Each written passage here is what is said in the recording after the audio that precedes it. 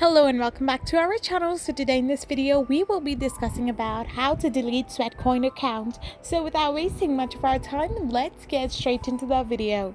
So to delete your Sweatcoin account, all you need to do is simply tap open your Sweatcoin app. So once you tap open your Sweatcoin app, you will end up in this kind of interface where all you need to do is simply tap on the profile icon, and once you do so, you need to tap on the settings option. So once you have tapped on settings, you can find the delete account option right below. So simply tap on it, and once you are done with this as well, you need to now tap on contact us. So after doing this, you need to now type in a reason why you want to delete your Sweatcoin account, and once you have written it, you need to hit the send button, which is located right above the page.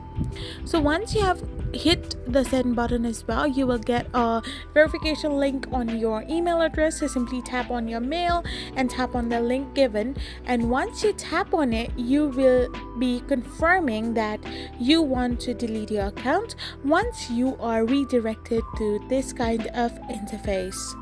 So by doing this, you can simply delete your Sweatcoin account following these easy steps.